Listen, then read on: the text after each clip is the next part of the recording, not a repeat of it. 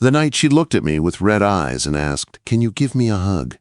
I did not feel like the guy who mixes concrete and hauls bricks all day. I felt like someone standing on the edge of something big, something I did not understand yet. My name is Nathan. I am 24 and I work as a laborer on a construction site in the Bronx, just outside New York City. It is not a dream job. I carry heavy stuff, mix concrete, listen to men shout over machines, and go home with dust in my boots and my back sore. But it pays the rent on my tiny studio above a laundromat. It keeps a little food in my fridge and lets me buy a couple of beers at the end of the week. My apartment is one room. A mattress in the corner, a wobbly table, a folding chair, a cheap microwave that hums too loud when it runs. I live over the laundromat, so it always smells like detergent. The walls are thin. I hear my neighbor's TV every night. Game shows, canned laughter, people winning prizes I will never touch. I used to dream about more. Design school. Drawing buildings with big windows and wide porches. Places that felt like home the second you stepped inside. But tuition was too high, and life did not wait for me to catch up. My parents passed away a few years back. My sister moved to California. So I traded pencils and paper for steel and concrete, and tried to be okay with that. That night the sky was tearing open. Rain came down in thick sheets. The streets shined under the streetlights, like dark rivers. I stood at an ATM near a bus stop, pulling out my last $20 for the week. The machine was slow, groaning and blinking like it was thinking about whether I deserved the cash. When I turned around, I saw her. She was under the bus stop shelter, but the wind was so strong the rain still hit her from the side. Her dark hair stuck to her face. Her shirt and an old, oversized button-up clung to her shoulders. She held a soggy paper bag that was starting to rip at the bottom. She looked cold and tired in a way that went deeper than the weather. I am not the kind of guy who goes looking for trouble. I am not a hero. Most nights I keep my head down and walk home, but something in her eyes made me stop. There was pain there, but also a kind of stubborn strength, like she was trying hard not to fall apart. I walked over and stepped under the shelter, leaving a little space between us. "You okay?"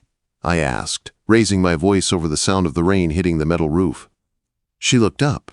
Her eyes were brown and deep, like there were many things she was not saying. "I don't know where to go," she said. Her voice was soft but steady. "My phone is gone. I think I dropped my wallet. Can you help me?" My first thought was to walk away. You hear stories. You learn to be careful. But she did not look like someone playing a game. She looked like someone who had run out of options. "I've got a place nearby," I said, scratching the back of my neck. "It's not much, but it's dry. You can warm up, figure things out." She hesitated, then nodded once. "Thank you," she said, and I could feel the weight in that one word. We walked in the rain. It was only a 10-minute walk, but it felt longer. I held my jacket up, trying to shield her from the worst of it. It did not help much, but I tried. She kept both hands on that paper bag like it held her whole life. My building looked even sadder in the storm. Old bricks, a flickering light in the hallway, the soft vibration of the washing machines downstairs. I led her up the narrow stairs and unlocked my door. The moment I switched on the light, my studio looked smaller than ever. One room, mattress, table, chair. A small kitchen counter with a cheap stove. Cracked paint on the walls. "I'm Nathan," I said, tossing my soaked jacket over the chair. "Marissa," she answered.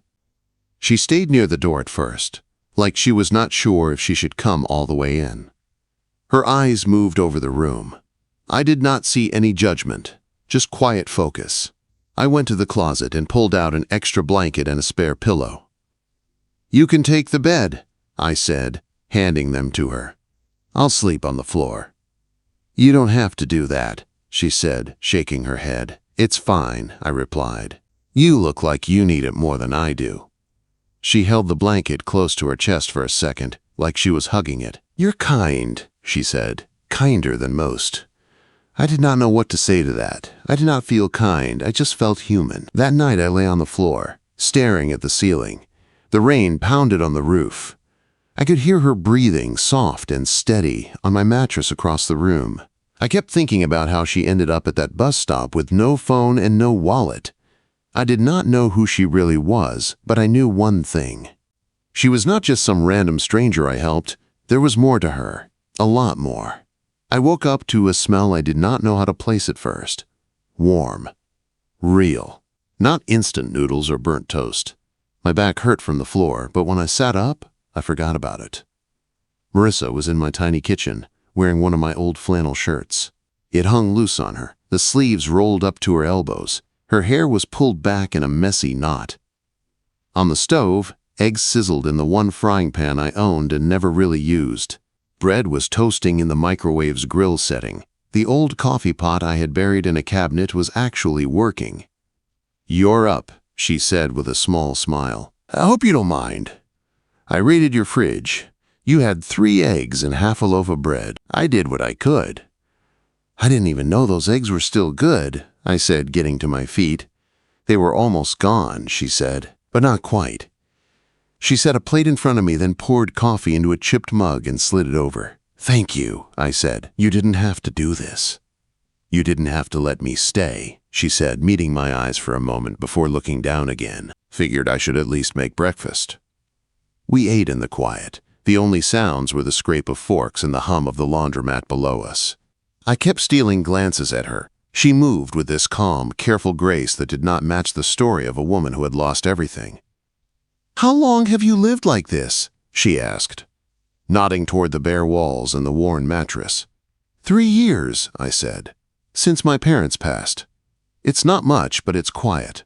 "That's enough." She studied me for a second. "Not everyone who lives simple is poor," she said softly. "Sometimes they are just trying to keep their heart in one piece." Her words hit me harder than they should have, like she had reached into my chest and named something I had never said out loud. Later that night, after a long day at the site, I was brushing my teeth when I heard it. A soft sound through the thin bathroom door. At first I thought it was the pipes. Then I heard it again. Crying. Not loud, not dramatic. Just quiet, controlled sobs, like someone trying very hard not to be heard. My hand hovered over the doorknob. I did not know if I should knock or walk away. Before I could decide, the door opened. Marissa stood there. Her eyes were red, but her face was set, like she had already pulled herself back together. She looked at me for a long second. "Can you give me a hug?" she asked. Her voice was barely above a whisper. My throat tightened. I did not even think. I opened my arms and stepped closer. "My arms have always been open for you," I said. She moved into my chest like she belonged there. Her body was warm but tense, like she had been holding everything in for too long. I wrapped my arms around her and held her, feeling every slow breath she took. In that small bathroom, with the hum of the laundromat below and the city outside, something in my life shifted. I did not know what it was yet. I just knew that this woman, this stranger from the rain, was no longer just someone I had helped. She was becoming something I could not walk away from. The next few days with Marissa felt like someone had taken my quiet little life and turned the volume up, but in a soft way, not loud, not crazy, just full. She stayed. We did not talk about how long, we did not set rules. She just did not leave in the morning, and I did not ask her to. I went to the site at dawn like always. When I came home, my apartment felt different. The first day, I walked in and stopped at the door. The dishes were washed and put away. The counters were clean. The pile of clothes on the chair was folded in a neat stack on the bed. The floor even looked swept. I had not seen it that clean since I moved in. Marissa was sitting cross-legged on the mattress, reading an old paperback book I'd forgotten I owned. Her hair was pulled back, and she had on another one of my shirts, sleeves rolled up again. "You did all this?" I asked, dropping my tool bag by the door. She glanced up and gave a small shrug. "I got bored," she said. "Figured I should earn my keep." "You don't have to earn anything," I said. "You're a guest." She smiled, but there was something in it that was a little sad. Maybe I just like fixing broken things, she said. I wanted to ask if she was talking about my apartment or herself, but I did not. That became our pattern. I went to work, she stayed.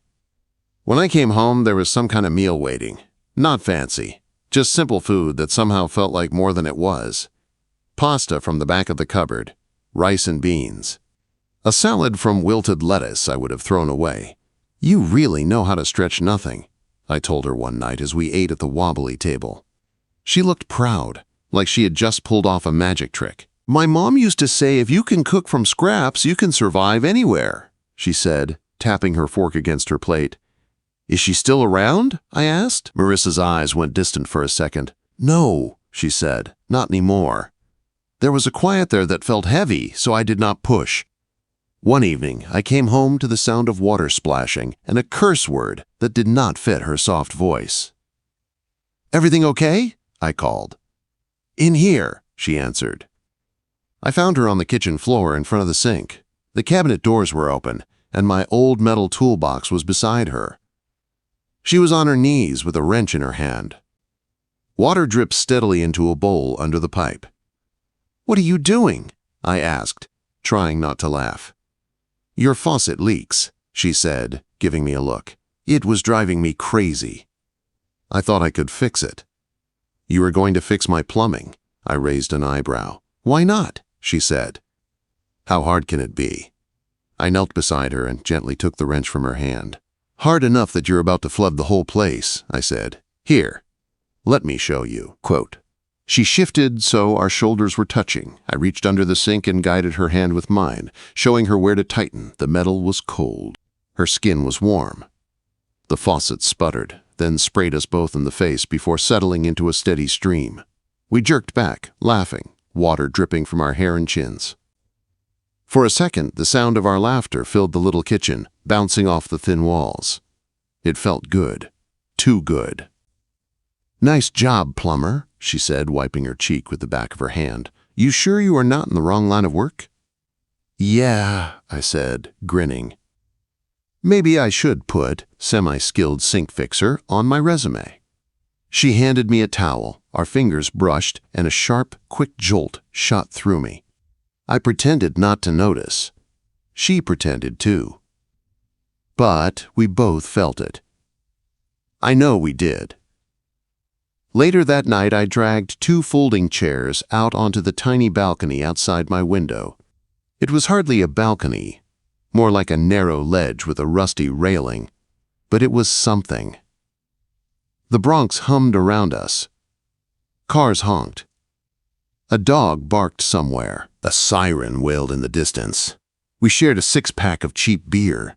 She sat back with one leg stretched out, her foot resting on the railing, the can balanced on her knee. So what is your deal, Nathan? She asked, looking at me sideways. You work hard all day, live in a shoebox above a laundromat. What do you actually want? No one asked me that, not really. People asked if I wanted overtime, if I wanted another drink, not what I wanted from my life. I used to want to design houses, I said slowly, staring at the streetlights below. Buildings, places people could call home. I drew all the time in high school. Had a whole notebook of sketches, but school cost more than I could pay, so I gave it up. You still draw? She asked. Not really, I said. Feels stupid now. Childish. It's not stupid, she said. Her voice was steady, almost sharp. Wanting something for yourself is not stupid. I looked at her. She watched me with those deep brown eyes, serious and focused. Not everything has to be about paying bills, she said. Some things are about keeping you alive inside. Quote. Her words stuck to me like wet concrete. I could not shake them off, even when I tried.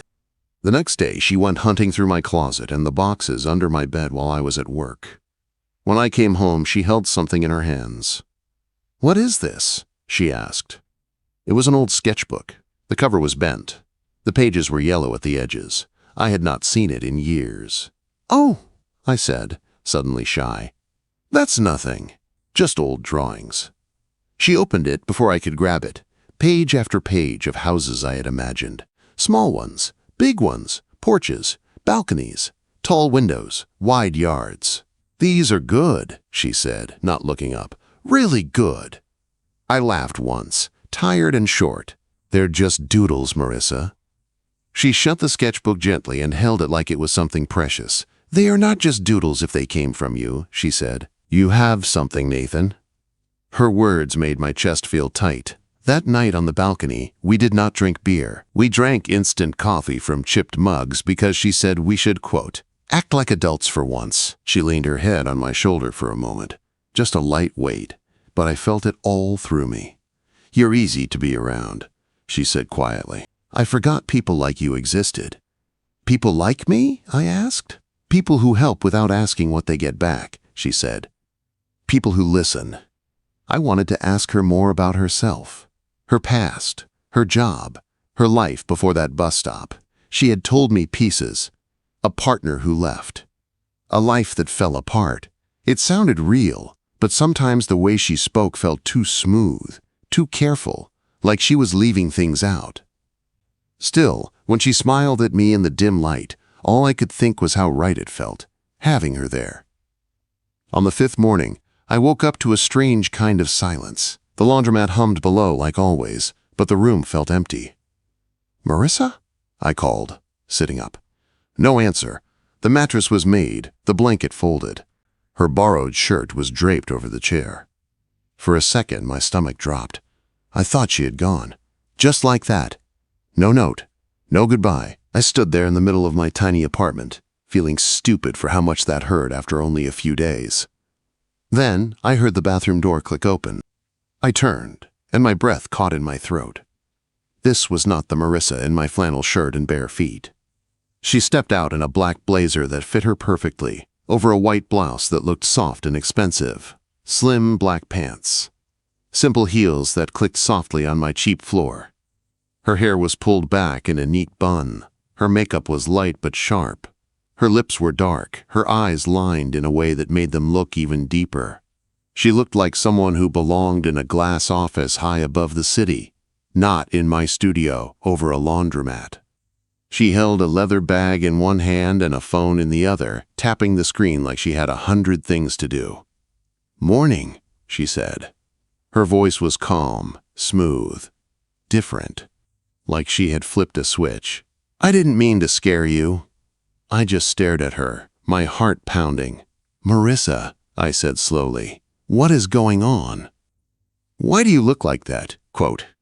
She set her bag on the table and took a breath, her eyes meeting mine without flinching. "I owe you the truth," she said. "I haven't been honest with you, Nathan." The room felt smaller all at once. The space between us felt bigger than ever. "What do you mean?" I asked, my voice rough. She held my gaze. "I am not who you think I am," she said. And in that moment, I knew my life was about to change again. "I am not who you think I am." She said it so calmly that for a second it did not even make sense.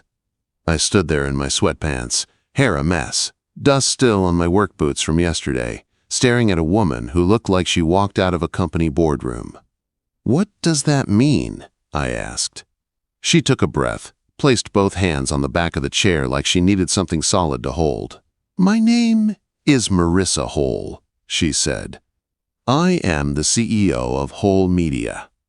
I blinked at her. The name sounded familiar, like something I had seen on an ad somewhere, on a billboard or a subway poster. But my brain could not catch up. "CEO," I repeated. "Like the boss CEO?" She nodded once. "Yeah," she said quietly. "Like the boss CEO." My chest felt tight, like someone had wrapped a band of steel around it and pulled. "So you're not, what, homeless? Broke? Lost?" The words tasted bitter. "You lied about all of that?"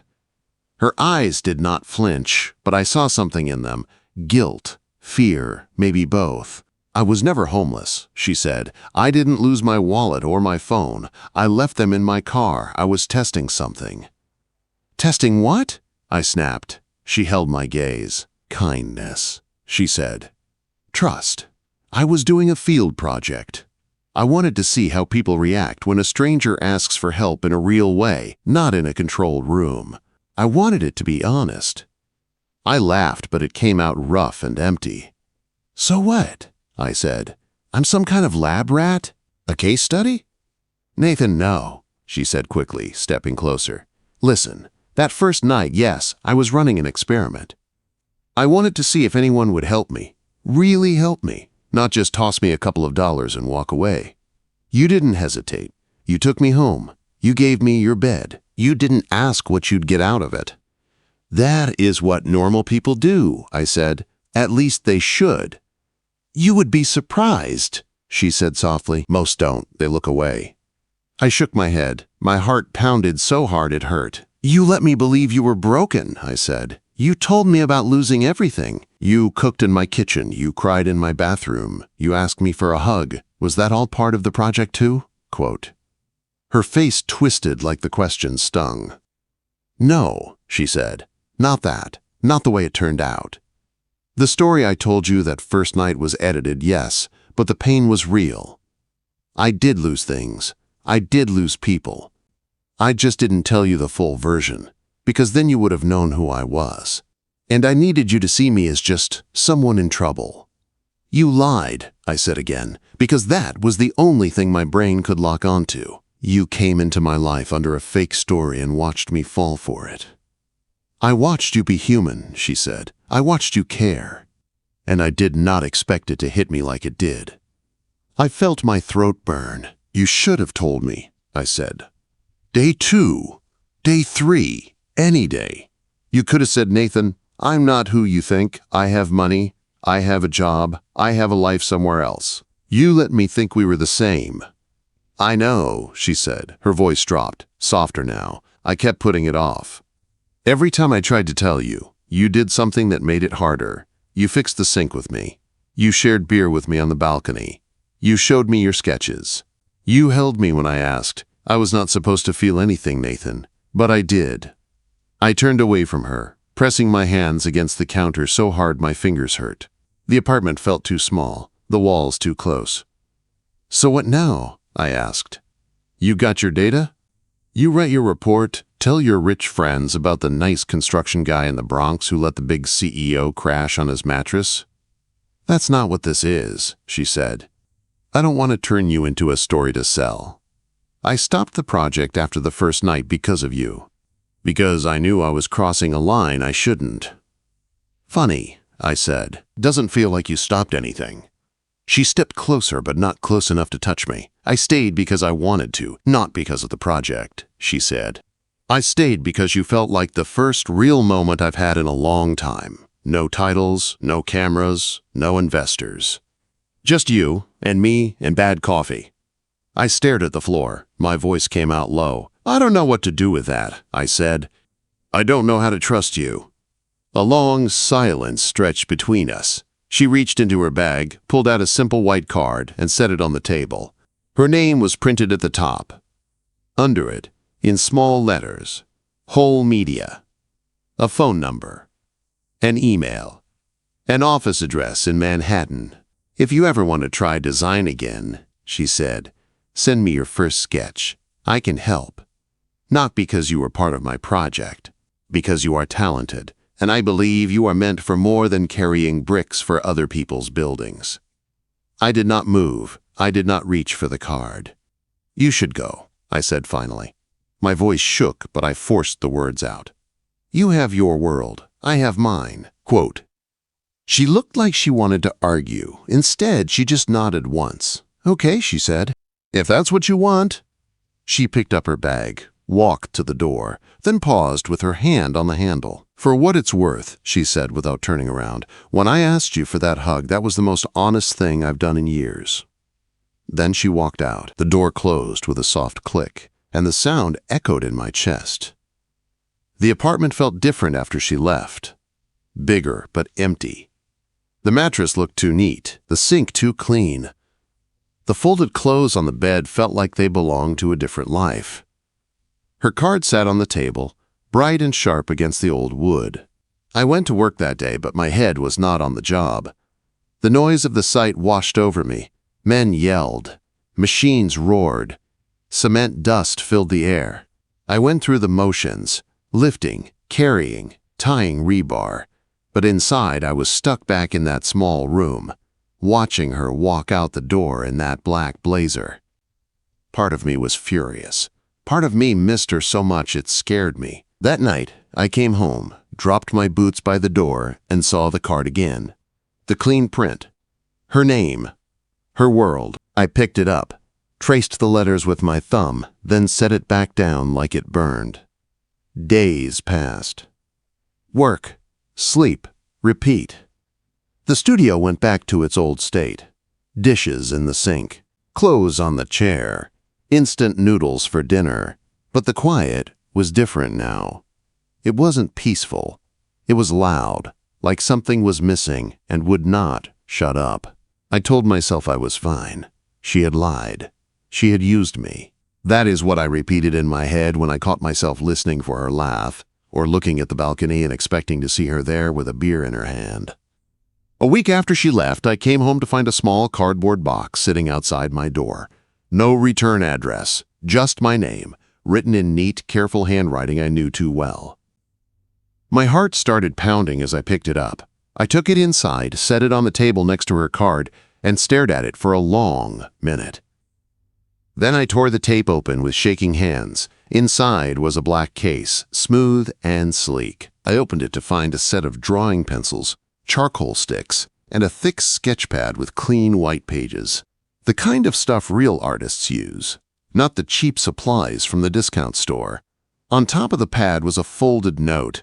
I unfolded it and read, "Don't think just because you're ordinary you can't create something extraordinary.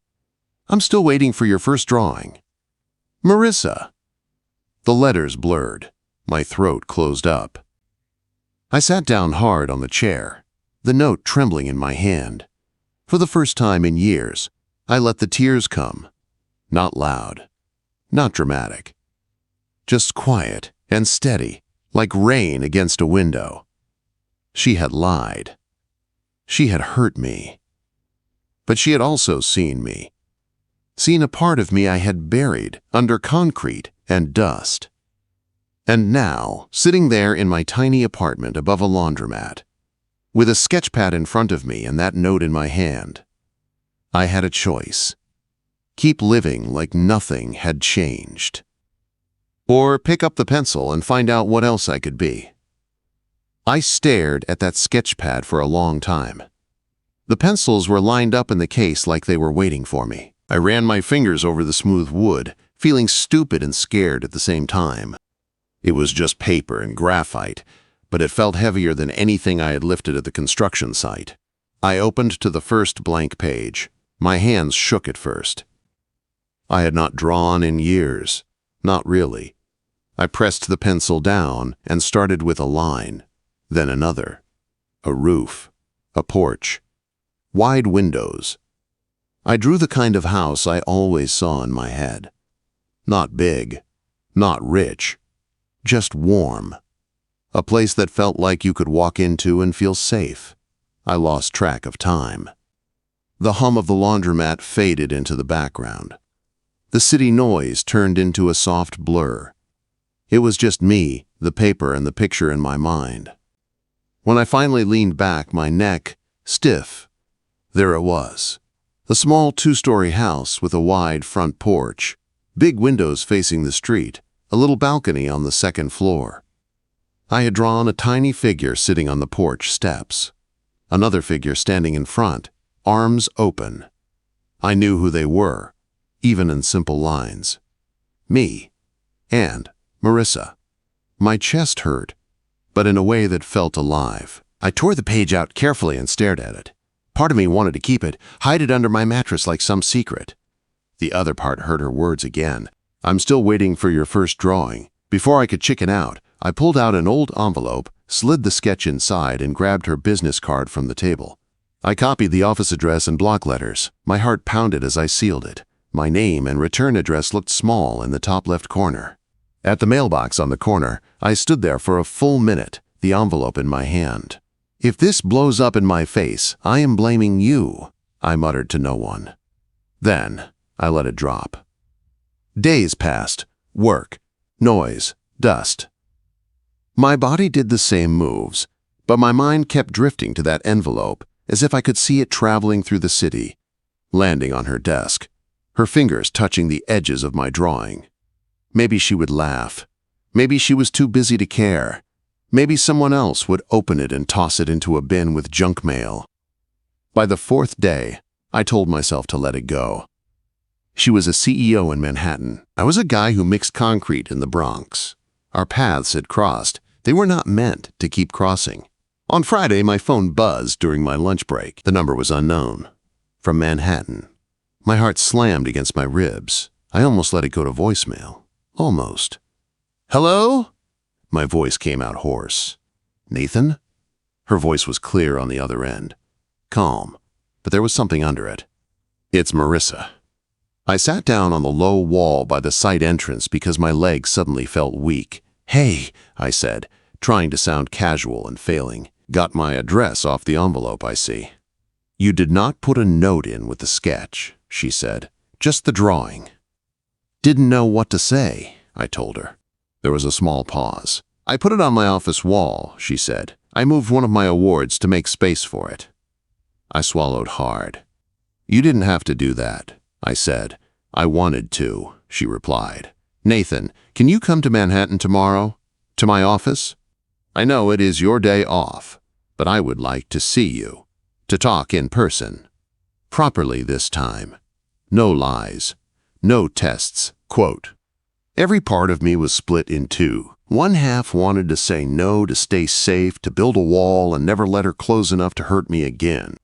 The other half remembered her standing in my bathroom doorway with red eyes, asking for a hug like it was the only thing holding her together. "Okay," I heard myself say. "Yeah, I'll come." The next day, I put on the cleanest jeans I owned and a plain black t-shirt. I thought about changing my boots for sneakers, but in the end, I kept the boots. They were part of who I was. The subway ride into Manhattan felt like crossing into a different universe. Glass towers, bright billboards, people in suits moving fast with coffee cups in their hands. Whole Media was in one of those tall buildings that looked like it touched the clouds. In the lobby, I told the front desk her name. The man nodded and handed me a visitor badge, like this kind of thing happened every day. 42nd floor, he said. "She is expecting you." The elevator ride felt like floating. My ears popped as the numbers climbed. When the doors finally slid open, I stepped into a bright hallway with large windows and framed posters on the walls. A young woman in a blazer greeted me. "You must be Nathan," she said. "Come with me." She led me down the hall to a glass door with Marissa's name on it. She knocked once and opened it. Marissa stood by the window, city spread out behind her like a picture. She wore another blazer, but it was softer this time. Her hair was still pulled back, but a few strands had escaped and framed her face. When she saw me, her expression changed. The CEO mask slipped, and there she was. The woman from my apartment. The one in my flannel shirt. The one who cried behind my bathroom door. "Hey," I said quietly. "Hey," she echoed. For a moment, we just looked at each other. Then I saw it. On the wall behind her desk, in a simple black frame, was my sketch. My house. Our two little stick-like figures. "You really hung it up," I said. "I told you I was waiting for your first drawing," she said. "I keep my promises, Nathan, even when I mess up other things." Quote. We sat on a small couch against the wall. The room was big, but sitting there with her it felt less scary. "I wanted to say I'm sorry in person," she said. "Not just send you gifts or notes. What I did was wrong. I stepped into your life under a lie. I thought I could control it, but then I met you, and I lost control of the one thing I am always able to manage, myself." I watched her face. Her eyes did not dodge mine. She looked tired in a way that had nothing to do with work. "You hurt me," I said. I did not say it to punish her, just to be honest. "I know," she said. Her voice cracked just a little. "If you walk out of here and never talk to me again, I will deserve it." But I had to try. Because these last weeks without you, seeing that empty mattress in my head, eating alone in my perfect kitchen, coming to this office where everyone knows my name but no one knows my heart, I realized something. "What?" I asked softly. For the first time in my life, I did not want to be the woman with all the answers, she said. I just wanted to be the woman who made breakfast in your tiny kitchen and sat on your broken balcony drinking cheap beer. I missed that more than I missed anything money ever bought me. My chest burned. I looked down at my hands, calloused and rough. I don't fit in this world, I said. Look at this place. Look at me. She leaned forward. Nathan, look at me, she said. I did. I did not choose you because you were some random subject, she said. I stayed because when you opened that door in the rain, I felt something I never feel in rooms like this. Safe. Seen. You think you don't belong in my world, but the truth is, most days I don't feel like I belong in it either. A silence settled between us. It was not empty. It was full. What do you want from me? I asked. Her eyes softened. A chance, she said. A chance to make things right. A chance to see if what we felt in that small apartment can exist without lies. No projects, no hidden agenda. Just you and me trying to figure it out.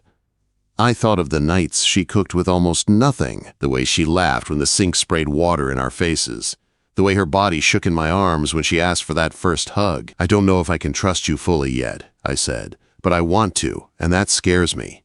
She let out a shaky breath. It scares me too, she said, but I am more afraid of going back to the way my life was before I met you. She stood up then, like she could not sit still anymore, and moved to the window. The city spread out behind her in a blur of glass and light. Her shoulders trembled a little. When she turned back to me, her eyes were glossy again. Not from power this time, from something real. Nathan, she said, her voice low, can I ask you something? Yeah, I said, standing too. Her gaze locked on mine.